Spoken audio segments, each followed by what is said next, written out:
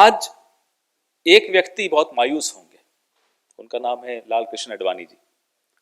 काश कि वह भी जब उप प्रधानमंत्री थे तो वो सोच रहे होंगे कि मैं भी अपने नाम पे कुछ करा देता। खैर अब तो चूक गए। लेकिन मोदी जी बहुत समझदार हैं। आडवाणी जी की जिंदगी से वो यह सीखे हैं कि किसी और पर भरोसा नहीं होना चाहिए। जैसे जो हाल उन्होंने आडवाणी जी का बनाया, उन्हें भय रहता है कि जो है मैं जब तक प्रधानमंत्री हूं अपने नाम पे भी कुछ कर जाऊं। इतिहास आपको तब याद रखता है जब आप कुछ ऐतिहासिक काम करते हैं। इन्हें मालूम है इन्होंने कोई ऐतिहासिक काम नहीं किया है। अच्छा, ऐसा भी नहीं है कि कोई स्टेडियम नया बनाया हो। स्टेडियम भी वो स्टेडियम है जो 1983 में जिसका उद्घाटन हुआ था। पुराने स्टेडियम को नया किया, उसका नवीकरण किया, जैसा कि उन्होंने योजनाओं का भी नाम बदल देते हैं, जैसा कि कई और या तो नाम बदले हैं या उनका नवीकरण कर दिया और अपना नाम लगा दिया।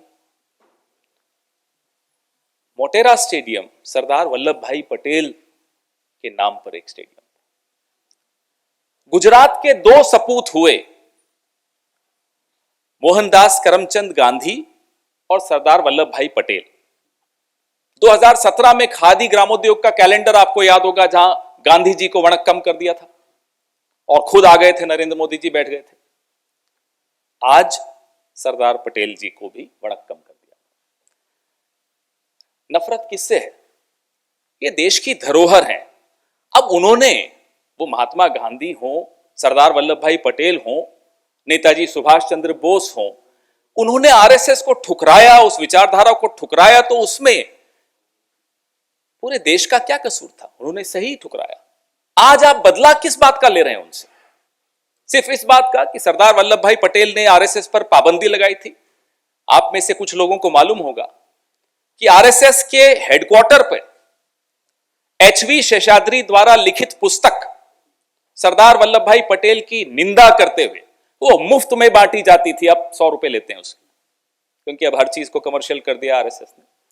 मुफ्त में बांटी जाती थी आरएसएस के हेडक्वार्टर पे सरदार वल्लभ भाई पटेल के खिलाफ पुस्तक, द ट्रेजेडी ऑफ पार्टीशन उस पुस्तक का नाम था।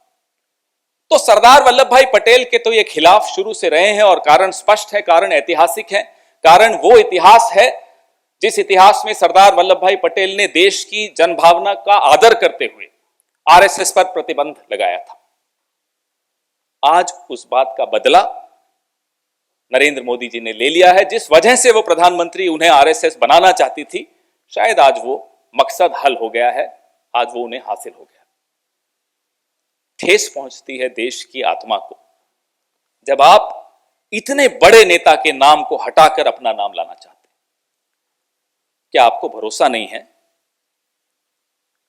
कि कल को कोई और प्रधानमंत्री होंगे, किसी भी पार्टी के हों वो, तो आपका नाम नहीं कहीं आएगा?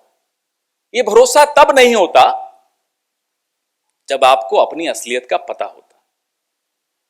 अभी मैं देख रहा था, फिर नक्शा भी देखा उस स्टेडियम का, नाम Narendra Modi stadium, guest of honour Amit Shah, एक एंड अडानी एंड, दूसरा एंड रिलायंस एंड।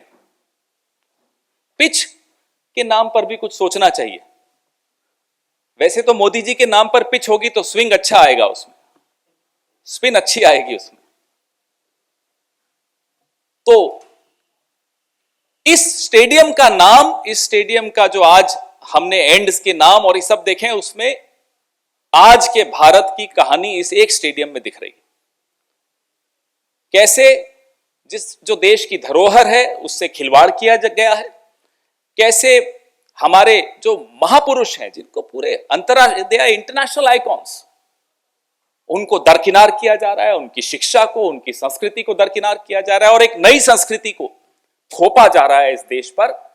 वो संस्कृति आज सिर्फ आप अगर नक्शा देखेंगे स्टेडियम का और फिर नाम देखेंगे तो आपको समझ में आ जाएगा कि इस देश पर क्या थोपा जा रहा है। क्यों बार बार राहुल गांधी क्रोनी कैपिटलिस्ट की बात करते हैं, क्यों बार बार राहुल गांधी मोदी जी जो जिस तरह की संस्कृति इस देश में ला रहे हैं उसके बारे में बात करते हैं, आज उसका उत्तर आपको मिलेगा।